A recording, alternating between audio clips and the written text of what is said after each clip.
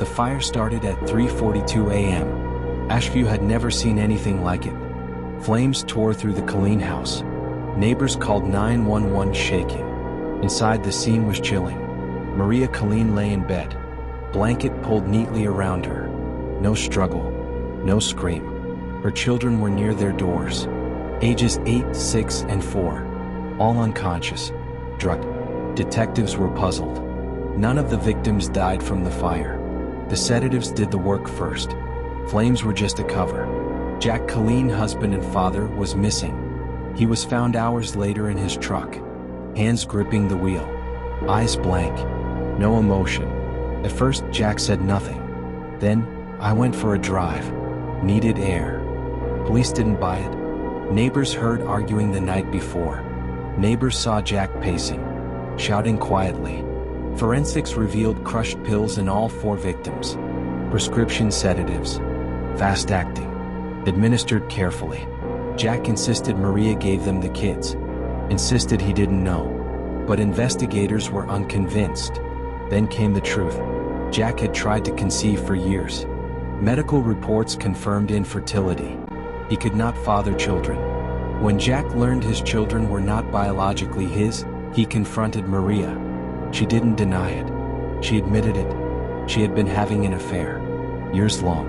A man she met at work, a colleague she trusted, a relationship hidden in emails, texts, and secret meetings. Jack was enraged, not only at betrayal but at the stolen future, the life he thought he had built. He planned, meticulously, quietly. The night of the fire, he drugged his children, Maria too. He set the fire to cover the crime, to make it seem accidental, to erase all evidence. Investigators found the ignition points, 3 separate flames, accelerant poured with precision. This was no crime of passion. This was careful, deliberate, premeditated. Jack admitted it slowly, not proud, not repentant, just factual. "I wanted them gone before anyone else could," he said. The betrayal, it was too much. The community was stunned. How could a quiet, polite man do this? How could love turn into such horror? Detectives pieced together the affair. Emails, texts, secret bank transfers, photographs hidden in her phone. The man she was seeing? Completely unaware, uninvolved in the murder. Jack acted alone. When questioned about her, Jack was calm. "Maria chose to lie," he said. "She chose to cheat. I chose the consequences." The trial was swift. Jack Calin was convicted. Life without parole. The evidence was overwhelming. Yet the questions lingered. How did a life appear so normal? How could love hide such darkness? And in Ashview, neighbors still speak in whispers. About the quiet man. About the mother with a secret. About the night the fire stole everything. Some stories end with answers. Some leave you staring at the ashes and wondering what you never saw coming.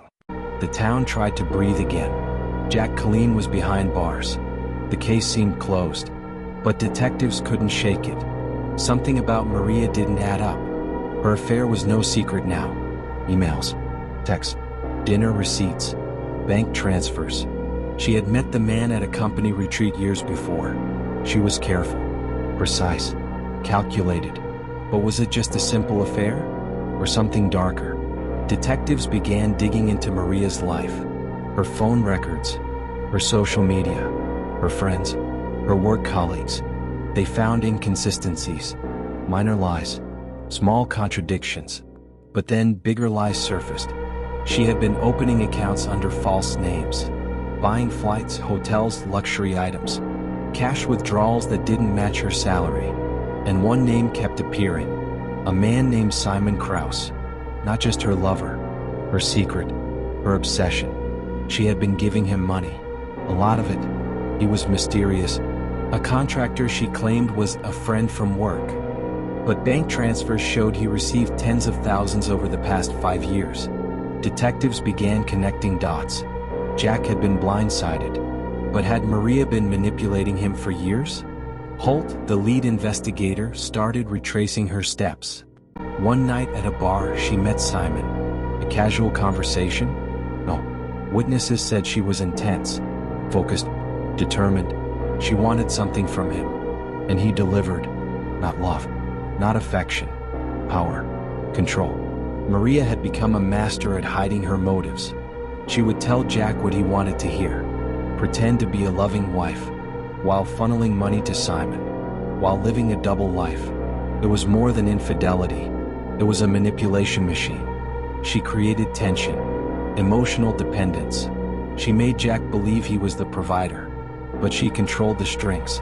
The investigators realized the murders were more than revenge. They were the breaking point of a long game. Jack didn't just discover the affair. He discovered years of deceit, of manipulation, of stolen trust. He snapped, but there was more. They found hidden messages in Maria's devices, encrypted notes. One read, "Everything is in motion. Just wait." Another, "He suspects nothing. Keep it that way." Who was she planning for? What did she mean by "in motion"? Detectives had no answer. But Holt wasn't satisfied. He began re-interviewing neighbors, friends, co-workers. Stories emerged. Small incidents, late-night visitors, unexplained trips. Maria had been secretive for years. Even her children's father, Jack, hadn't seen the full picture. Then came the twist. One of her co-workers confessed. Maria had confided in him about her plans. Not about the affair. About Jack. About controlling him. About pushing him to the edge without him realizing it. She had been testing him, watching his reactions. The sedatives and the murder? They weren't just for silence. They were a final test, to see how far Jack would go if he knew the truth. He failed. Detectives began theorizing. Maria had planted the seeds. Jack's rage didn't just happen. It was cultivated. She had guided it, shaped it, made it inevitable. And then the fire. The ultimate cover. Her fingerprints were everywhere. But prosecutors couldn't find direct proof she had touched the pills or the accelerant. It was clever. Too clever. Holt felt it in his gut. Maria was still out there. Still free. And still dangerous. Then came another revelation. Simon Krauss. He wasn't just a lover. He was her partner in manipulation. A shadow figure in her life. Someone who encouraged the affair. Someone who knew about Jack's infertility. Someone who may have advised her on how to push Jack to the edge. Detectives tried to locate him. He had vanished. No records. No current address. It was as if he never existed. Or as if Maria erased him. And Holt realized the chilling possibility. Jack Calin had killed his family. But he might not have done it without her. And Maria, she had won. She survived. And she was still playing the game. Then came the final twist. A forensic accountant found an offshore account in Maria's name. Large sums deposited months before the murders. One transfer just a week before the fire. It wasn't from Jack. It wasn't from her salary. It was from someone else. Someone funding her plans. Someone keeping her safe. The investigators were stunned. It wasn't just an affair. It wasn't just manipulation. It was a calculated operation. Maria had created a web. Jack was trapped. Simon disappeared. And someone else was protecting her. The team tried surveillance, but she moved like a ghost. No digital footprint. No calls. No bank trail. Just whispers. Neighbors recalled small oddities. A car parked across the street. A shadow on the porch at night. An unknown woman at the grocery store asking about Jack. Everything added up to one terrifying conclusion. Maria had planned everything. Not just the affair. Not just the money. But the emotional collapse of the man who trusted her most. And she had succeeded. Jack Calin was locked up. His family dead. But Maria, she remained untouchable. Detectives could only watch. Every lead ended in a dead end. Every trace dissolved into shadows. And Holt knew the worst part. The story wasn't over. It never would be. Because Maria Calin wasn't just a woman with a secret affair. She was a mastermind. A manipulator. A predator in plain sight. And somewhere in Ashview, she was still alive. Still free. Still waiting. For the next move. The fire destroyed a house. But Maria had destroyed a family. Please like, follow and subscribe to our channel for more true crime stories.